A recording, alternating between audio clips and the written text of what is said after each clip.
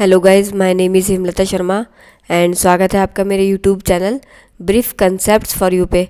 तो आज हम NTA NET UGC political science दिसंबर 2018 के क्वेश्चन सॉल्व करेंगे। इसमें हम 20 क्वेश्चन सॉल्व करेंगे। तो इससे पहले इस क्वेश्चन सीरीज़ के दो पार्ट आ चुके हैं। अगर आपको देखने हैं तो उनका लिंक मैंने डिस्क्रिप्शन में दे दिया है, आप वहाँ से जाके देख सकते हैं।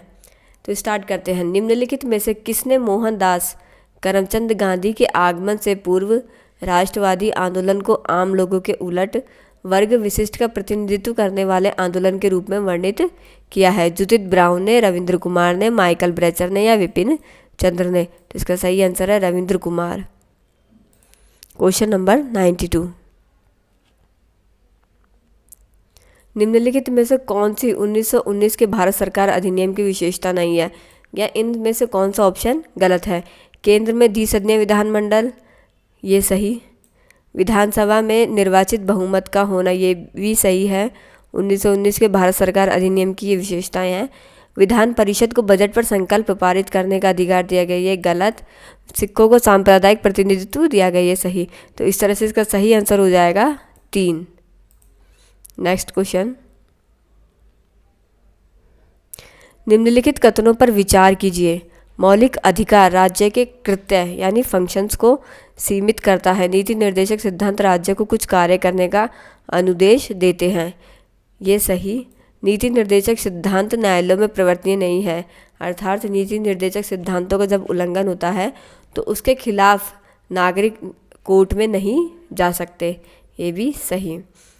यदि संविधान के भाग 4 में उद्धृत किसी निर्देशक सिद्धांत को लागू करने के लिए कोई कानून बनाया जाता है तो यह अनुच्छेद 14 और 19 द्वारा प्रदत्त मूल अधिकारों के उल्लंघन के आधार पर असंवैधानिकता से प्रतिरक्षित होगा, ये गलत। नीति निर्देशक सिद्धांतों को विधान द्वारा लागू करना होता है, ये सही। तो इसका सही आंसर है 4। Question number 94। मौलिक कर्तव्य के संबंध में निम्नलिखित में से कौन से कथन सही नहीं है, अर्थात कौन से गलत है? मौलिक कर्तव्य संविधान के अनुच्छेद 51 के भाग 4 क में शामिल है, ये सही। मौलिक कर्तव्य 42वें संविधान संशोधन अधिनियम 1976 द्वारा संविधान में अंततः स्थापित किए गए हैं, ये भी सही। मौलिक कर्तव्य भारत में रहने वाले प्रत्येक व्यक्ति को पूरे करने होंगे, ये गलत। 11वां मौलिक कर्तव्य 86वें संविधान संशोधन अधिनियम 2006 द्वारा जोड़ा गया, ये गलत। तो ये संविधान संशोधन 2002 द्वारा जोड़ा गया था, 2006 द्वारा नहीं जोड़ा गया, इसीलिए ये ऑप्शन गलत। तो इसका सही आंसर है 3। Question number 95। किस संवैधानिक संशोधन अधिनियम द्वारा वन्य तथा वन्य जीवों के संरक्षण को राज्य सूची से हटाकर समवर्ती सूची में डाला गया? तो समवर्ती सूची में जिसमें कि क्या होता है कि जिसमें स्टेट और सेंटर दोनों मिलके उस पर कानून बनाती हैं। तो इसका सही आंसर है 4, 42वें संवैधानिक संशोधन के द्वारा। नेक्स्ट। किस संविधान संशोधन द्वारा एक ही व्यक्ति को एक से अधिक राज्यों का राज्यपाल या संघ राज्य क्षेत्रों का उपराज्यपाल नियुक्त किया जा सकता है? 4था संशोधन अधिनियम 1955, 5वां संशोधन अधिनियम 1955, 6ठा संशोधन अधिनियम 1956 या 7वां संशोधन अधिनियम 1956? इसका सही आंसर है 4। Question number 97।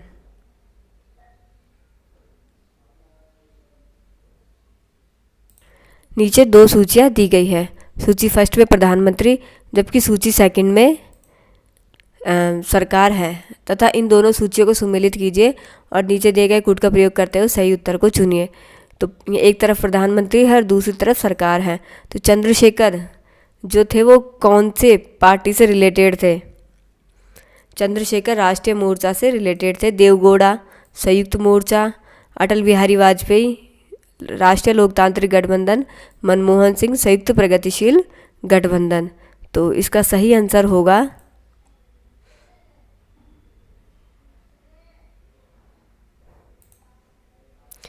2। नाउ लोकसभा के निम्नलिखित अध्यक्षों को उनके कालक्रम के अनुसार व्यवस्थित कीजिए। तो सबसे पहले जो बने लोकसभा के अध्यक्ष वो है एन संजीव रेड्डी। इसके बाद शिवराज वी पाटिल। इसके बाद मनोहर जोशी, फिर सोमनाथ चटर्जी। तो इसका सही आंसर है 4। Next question 99। राज्यपाल की नियुक्ति के बारे में सरकार या आयोग ने निम्नलिखित में से कौन सी सिफारिशें की थी? तो सरकार या आयोग जो थी उसकी स्थापना केंद्र और राज्य के संबंधों को सुधारने के लिए की थी। तो वह जीवन के किसी भी क्षेत्र में प्रतिष्ठित होना चाहिए, ये सही। वह राज्य से बाहर का व्यक्ति होना चाहिए, सही। वह तटस्थ व्यक्ति होना चाहिए और राज्य की स्थानीय राजनीति से घनिष्ठ रूप से जुड़ा हुआ नहीं होना चाहिए, सही। वह एक ऐसा व्यक्ति होना चाहिए जिसे सामान्यतः राजनीति में, विशेषकर हालिया राजनीति में बहुत भाग न लिया हो। तो इसका सही आंसर है 4। Question number 100। पंचायत की पदावधि के संबंध में निम्नलिखित कथनों पर विचार कीजिए। पंचायत की पदावधि उसके निर्वाचित होने की तारीख से 5 वर्षों तक की होनी चाहिए, ये रॉन्ग। यदि पहले भंग हो जाती है तो चुनाव इसके भंग होने के 6 महीने के भीतर होनी चाहिए, ये सही। समय से पूर्व भंग होने के पश्चात गठित किसी पंचायत को नए सिरे से 5 वर्ष का कार्यकाल दिया जाएगा, ये गलत। यदि किसी पंचायत की पदावधि 6 महीने से कम की है तो चुनाव कराना आवश्यक नहीं होगा, ये सही। तो इसका सही आंसर है 4। Question number 101। असर्शन और रीज़न वाला क्वेश्चन है। तो असर्शन है अनुच्छेद 1 आर्टिकल 1 में भारत को राज्यों के संघ के रूप में वर्णित किया गया है, अर्थात यूनियन ऑफ स्टेट के रूप में डिस्क्राइब किया गया है, क्योंकि राज्यों का संघ शब्द का उपयोग उपराष्ट्रवाद की भावना को दबाने और देश की एकता और अखंडता को सुदृढ़ मजबूत करने के लिए किया गया था।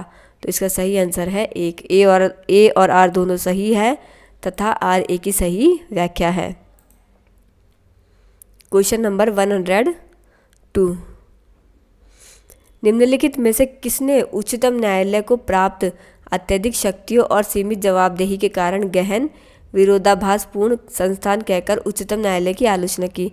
ग्रेनविल ऑस्टिन ने, जेम्स मेनर ने, या प्रताप बी मेहता ने, या नीरजा गोपाल जयाल ने? तो इसका सही आंसर है 3, प्रताप बी मेहता ने। संविधान का कौन सा आर्टिकल यह कहता है कि सभी प्राधिकरण अर्थात सारी अथॉरिटीज़ भारत के उच्चतम न्यायालय की सहायता करेंगे? Article 139, article 141, article 144, article 142? तो आर्टिकल 144 ऐसी बात कहता है। Question number 104। नीचे 2 सूचियाँ दी गई है। सूची फर्स्ट में समाचार पत्र का नाम और जबकि सूची सेकंड में मुख्य संपादक है, चीफ इन एडिटर है, जुलाई 2018 की स्थिति के अनुसार। इन दोनों सूचियों को सुमेलित कीजिए। नीचे दिए गए कोड का प्रयोग करते हुए सही उत्तर को चुनिए। तो द हिंदू के मुख्य संपादक है एन रवि और द टाइम्स ऑफ इंडिया के चीफ इन एडिटर है जयदीप बोस। द हिंदुस्तान टाइम्स जिनके हैं Sukumar Ranganathan. The Indian Express Rajkamal Jha. तो इसका सही आंसर है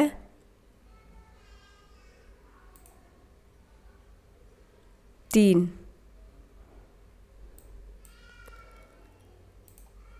क्वेश्चन नंबर 105। राज्य के निम्नलिखित समूह में से कौन सा समूह ऐसा है जिसने 16वीं लोकसभा के इलेक्शन में भाजपा ने सभी सीटें जीती थी? राजस्थान, दिल्ली, हिमाचल प्रदेश, हरियाणा, गुजरात, दिल्ली, मध्य प्रदेश और झारखंड। राजस्थान, गुजरात, उत्तराखंड और हिमाचल प्रदेश, उत्तराखंड, हिमाचल प्रदेश और दिल्ली और झारखंड। तो इसका सही आंसर है 3। राजस्थान, गुजरात और उत्तराखंड और हिमाचल प्रदेश में बीजेपी ने 16वें लोकसभा इलेक्शन में सारी सीटें जीती। Question number 106। नीचे 2 सूचियाँ दी गई है। सूची फर्स्ट में निर्वाचकीय समस्याएं और जबकि सूची सेकंड में उनके रिफॉर्म है, निर्वाचन के सुधार हैं। तो इन दोनों सूचियों को सम्मिलित कीजिए और नीचे दिए गए कूट का प्रयोग करते हैं सही उत्तर को चुनिए। तो मतदाताओं का जाली पंजीकरण, इसका रिफॉर्म होगा कि फोटो पहचान पत्र। मतगणना में देरी, इलेक्ट्रॉनिक वोटिंग मशीन। निर्वाचन के दौरान हिंसा, उसे चरणबद्ध तरीके से मतदान कराया जा सकता है। अत्यधिक उम्मीदवार, अभ्यर्थियों की जमानत राशि को बढ़ाना। तो इसका सही आंसर है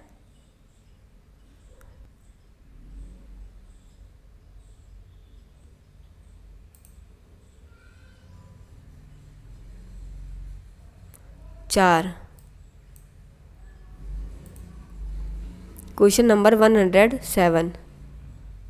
भारत में अभिजात्य वर्ग द्वारा लोकतंत्र पहले ही प्रदान किया जा चुका था, परंतु अभिजात्य वर्ग ने दशकों तक शक्ति पर एकाधिकार बनाए रखा, क्योंकि अब क्रांति मतदान केंद्र के माध्यम से होती है। तो ये दोनों ही लाइनें सही है, लेकिन जो आर है एक ही सही व्याख्या नहीं है। तो इसका सही आंसर है 2।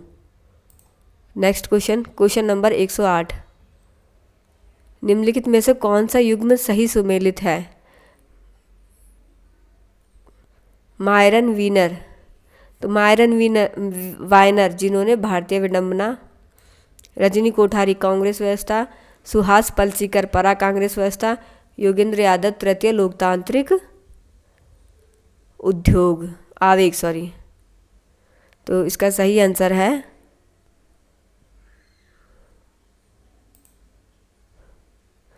3। Question number 109। एक तरफ दृष्टिकोण है और दूसरी तरफ उनकी आलोचना की गई है। तो हिंदू राष्ट्रवादी स्वदेशीय लोकतांत्रिक परंपराओं की उपेक्षा करते हुए पश्चिमी लोकतंत्र का अनुकरण। गांधीवादी प्रत्यक्ष और स्थानीय लोकतंत्र के लिए बेहद सीमित स्थान। मार्क्सवादी व्यक्तिगत गरिमा और स्वतंत्रता सुनिश्चित करने में सफल नहीं हुआ। उदारवादी लोकतांत्रिक, यह एक छलावा है क्योंकि यह प्रभावशाली हितों की शक्तियों और विशेषाधिकारों को बनाए रखता है। तो इसका सही आंसर है